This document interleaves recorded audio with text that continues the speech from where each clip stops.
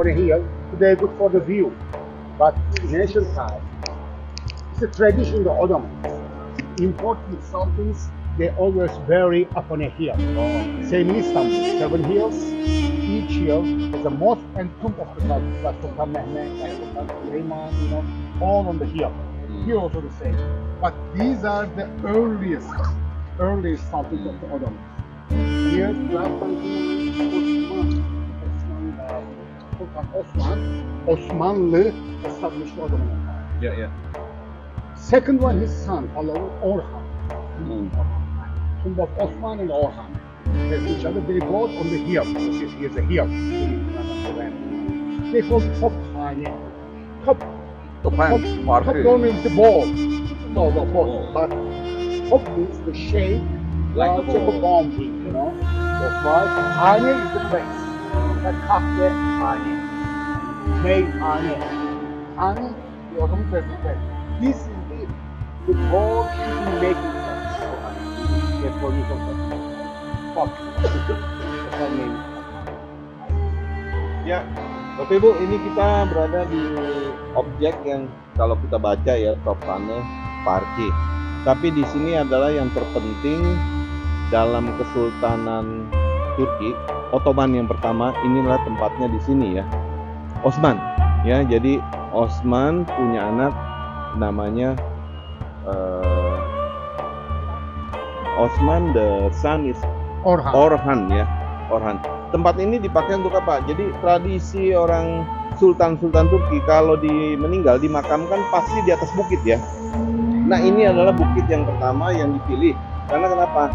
Bentuknya kalau Bapak Ibu lihat Tophane, top itu seperti bola. Ya, seperti bola setengah lingkaran. Tophane ini untuk tempat lemparkan. Jadi tempat ini istilahnya ditemukan pada saat itu seperti bola yang ditendang dan mendarat di sini. Ya. Nah, ini sangat unik juga. Kenapa Sultan selalu memilih makamnya di atas bukit? Enggak umum juga ya untuk semua bangsa itu enggak semua bisa seperti itu. Ini seperti ada masuk ke daerah Asianya ya. Dia cari view-nya seperti Hong Kong-nya ya, yang terbaik. Karena daerah tinggi itu bukit supaya apa? Supaya keturunannya semua bagus. Ya, nggak rusak gitu. Jadi depan kita yang dibilang Clock Tower ya. Nanti kita ke sana, itu kita akan melihat satu pemandangan kota Bursa dari atas. Ini yang dibilang kota berbukit. Ya. Oke. Yuk kita menuju. Kita menuju ke Clock Tower. Turki ini memang yang terkenal di kota Bursanya. Ya, indah sekali memang teman-teman di sini. Kita dibawa ke sini, ya, tempat biasa untuk tuh. Oh, apa ini? Oke, Osman. Nah, ini sebelah kanan kita ya, makam dari Sultan Osman yang pertama. Ya, sedangkan di depan itu bukannya pot bunga ya Bapak Ibu ya. Itu ada tentara-tentara setianya dia yang meninggal pada saat perang. Jadi kalau itu ada nama semua ya, ada Ismail ya, Oglu ya. Itu ex tentaranya yang paling setia, makanya dimakamkan dekat dengan Osman. Kalau ini sebelah kiri anaknya Orhan. Ini kesultanan yang pertama ya. Gitu. Ya. Kesultanan yang pertama di Turki ya. Osman Gazi.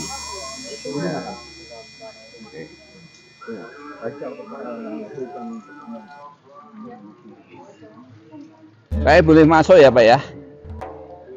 Ada yang berziarah masuk juga ya? Dijaga loh itu. Tuh. Oh, bisa diambil tuh Mas. Oh, oke.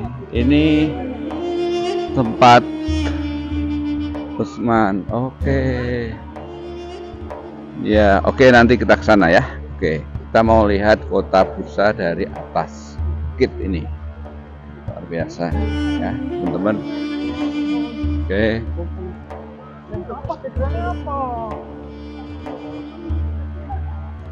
Oh ya, oke. Ayo kita mau lihat dulu kota Bursa dari bukit ya.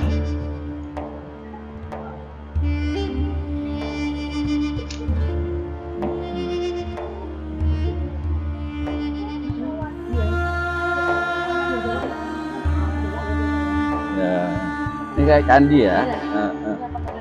Ke bawah. Bawah, betul. Wah, ini ada apa nih? Namanya apa nih? Bursa. Bukan ini. Oh ini. Apa namanya? Meriam yang juga yang digunakan oleh Sultan Utsman ya. Waduh, ini. Nih, nah, ini meriam. Nah. Oke. Ya, kita lihat ini menara. Kita lihat kota Bursa dari sini. Waduh, luar biasa. Ya, sobat Civikus. Ini kota Bursa di Turki yang kita lihat dari bukit makam Sultan Utsman. Oh, indah ya, tuh luar biasa tuh ya, tuh ini ada gunungnya, masya Allah, indah sekali tuh, ada gunung ya, ada tuh, kita jelas ya tuh. Oh, jadi ini saya Civikus posisinya ada di bukit pemakaman seorang sultan, dan ada di atasnya ini kita lihat kota dari di atas bukit, indah sekali. Kita lihat, keluar rame ya, padat sekali karena berpenduduk kota ini berpenduduk 3,5 juta.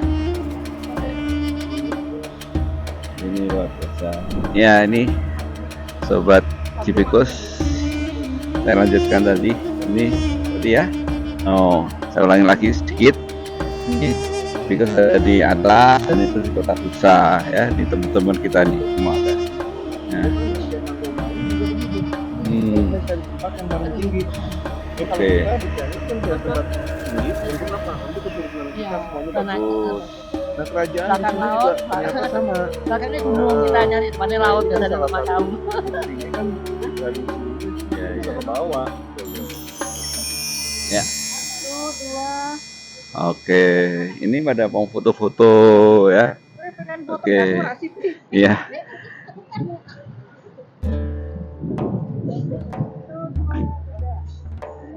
Aku mau foto dulu ya. Oke. Bagi Anda yang mau ke makam, ini makam Mehmet, Sultan Mehmet. Ini yang kelima. Tadi yang kita lihat itu 1 dan 2 ya. 3, 4-nya kita belum tahu. Ini yang kelimanya. Sudah ada di sini. Makamnya di atas ya. Bagi Anda yang mau melihat makam, silakan. Yang tidak mau, Anda bisa punya waktu di sini untuk melihat sutra. Mereka bukan jual sutra aja ya. Ya, lampu-lampu, souvenir, taplak, kerajinan lokal ya. Kaos apa segala macam, Anda bisa lihat. Kenapa? Di sini banyak sutra, tapi ini satu tempat-tempat yang didukung oleh pemerintah lokal, karena mereka yang pertama menghasilkan sutra Bursa di tempat ini.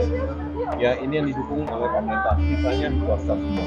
Ya, karena kalau bicara sutra, kita mau yang original, kita nggak mau yang asal sutraan ya. Kalau Anda mau sutra mungkin itu mahal ya, ada. Tapi kalau Anda mau yang kualitas yang bagus, tempat di sini, karena ini didukung pemerintah. Jadi kalau bicara untuk kualitas, Anda mau beli yang benar-benar lokal, ini UMKM-nya yang didukung pemerintah. Sisanya mungkin mereka ambil dari China atau dari India yang kelihatannya seperti sama tapi mesin. Kalau ini originalnya. Itu tergantung lagi kebijaksanaan dari dompet masing-masing gitu ya. Nanti pada saat setelah kita makan baru kita foto. Sekarang kita masjid dulu.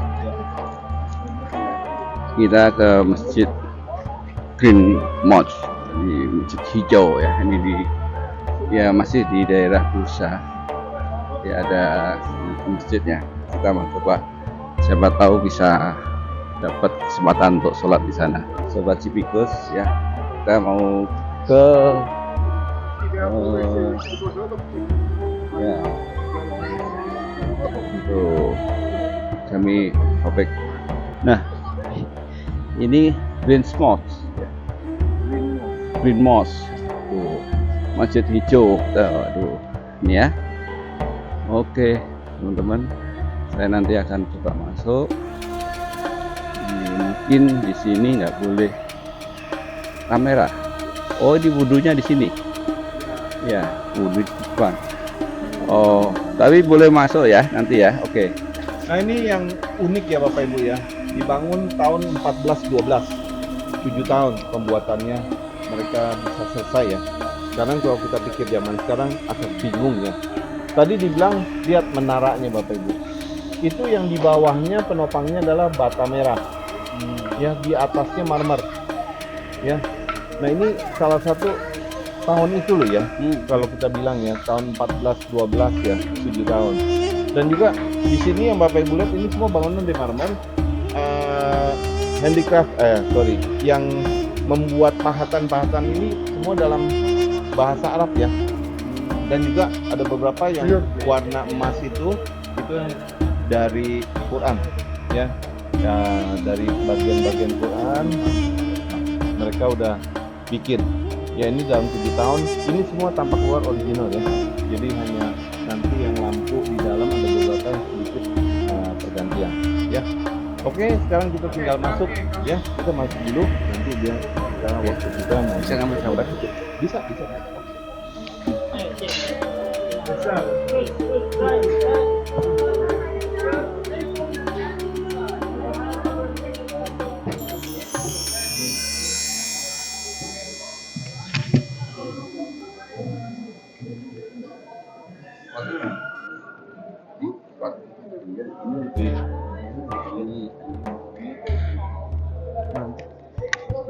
Ya.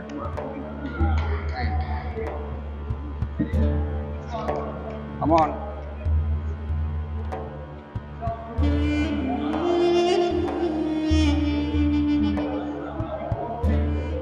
Ya, ini masjidnya. Di dalamnya nih di Green Moss. Ya, ini tempat sholatnya. Oke. Halo. Oke. Oh, ini juga ada rombongan dari negara Arab ya.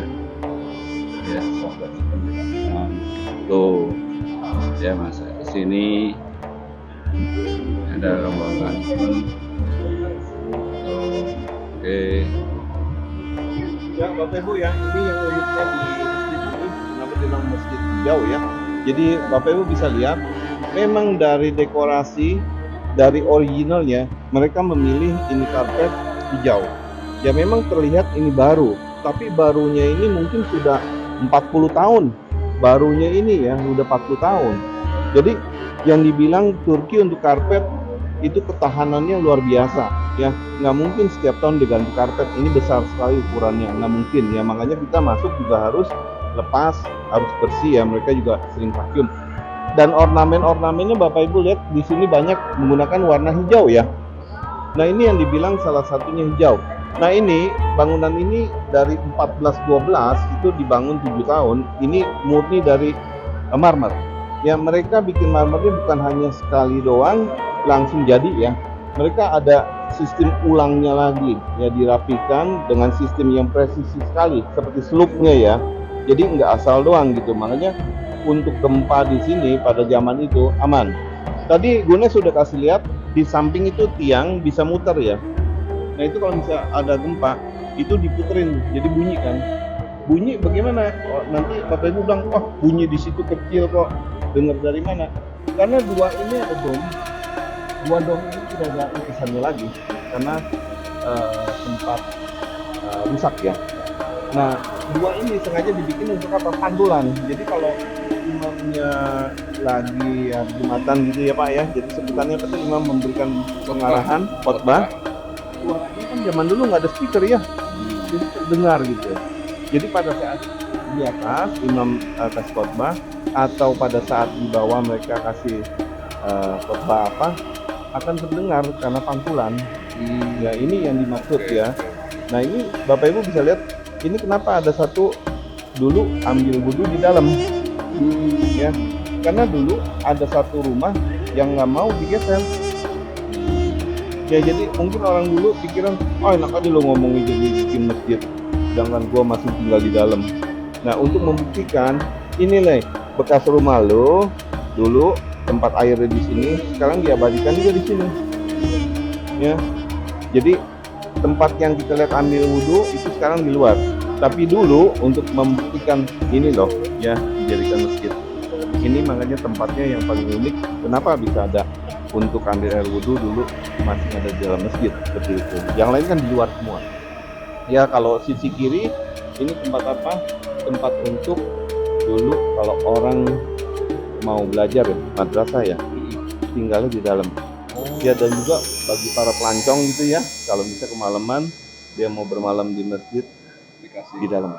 Ya mereka punya satu apa seperti library tempat taruh buku-buku apa ya Quran atau apa di dalam mereka punya tempatnya.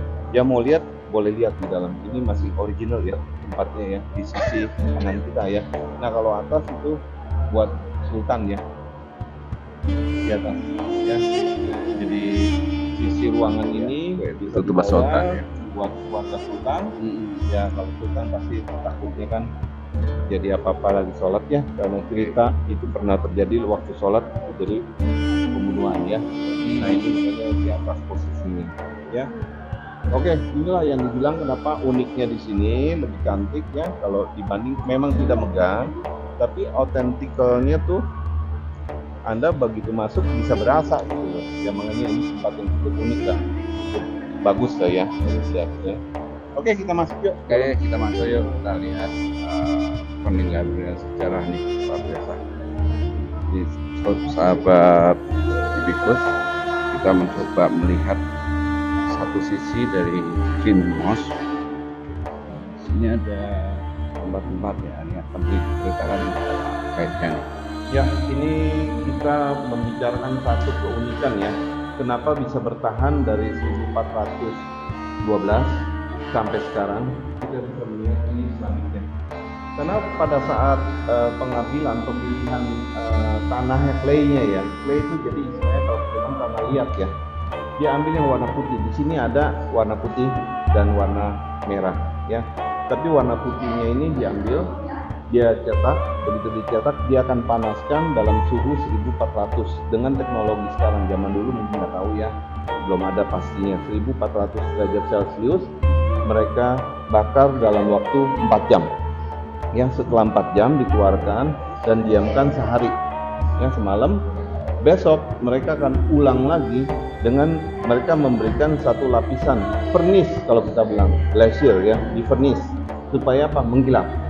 Nah setelah mengkilap akan dipanaskan lagi selama 8 jam dengan suhu 1400 lagi. Nah ini yang jadi kendala ya. Pertama dipanaskan akan keluar 95% karena sudah dipertahankan. Tapi yang kedua kali ini setelah dipanaskan yang berhasil dari 95% paling hanya 25% aja. Ini karena pasti yang tidak kuat-kuat banget pasti akan hancur. Nah ini salah satu yang menempel di gedung di bangunan ini itu adalah yang 25%. Ya, teknik ini dipakai sampai sekarang hanya di Kapadokia ya, untuk strategi. Nah ini kayu walnut original dari pohon walnut ya.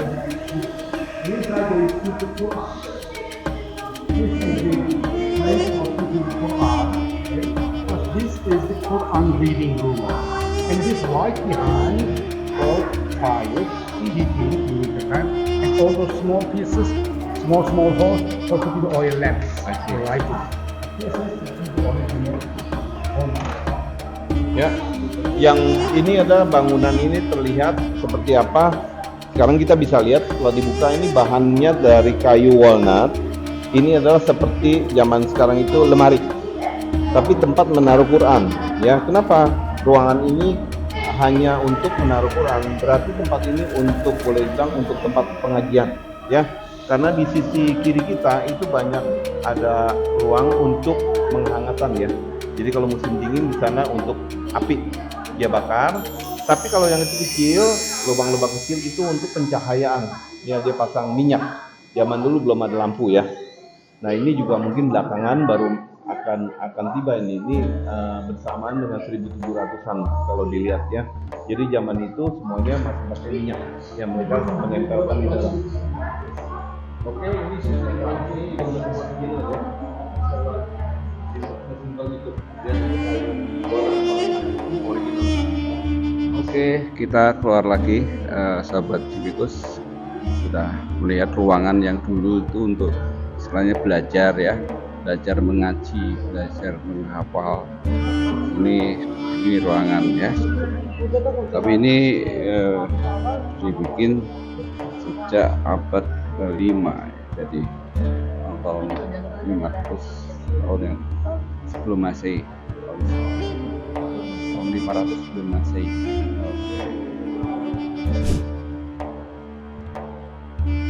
Pak Mamaik Suraja ini dibangun tahun berapa? 1412 sampai 1419. Oke. 7 tahun. Enggak, maksudnya tahun 1412. 1412 Ya, dibangun. Saat zaman itu ya, siapa? Utsman ya. Bukan, Osman Kesultanan Tadi, ya? yang pertama, Kalau ini? kedua kan Orhan, ini yang kelima. Ini yang Mehmet, ya, Sultan Mehmet, ya, Mehmet Mehmet. ya. Muhammad. Ini satu sampai yang hebat itu satu ya, yang pencetus pertama kali Kesultanan Utsmani. Utsmani. Oke. Beliau Utsmani yang muncul lagi setelah Sultan kelima, generasi kelima ini yang paling bersinar. Oke. Ya itu sobat Civikus sekilas ya dari Masjid Hijau. Saya coba mau lihat sebelah kanan sedikit saja. Benar? Kayak ini sama ya. Oh ini model yang sama juga ya. Tuh model sama untuk mengaji. Oke, saya kira itu dulu laporan saya. Nanti saya lanjutkan ya. Terima kasih. Assalamualaikum warahmatullahi wabarakatuh.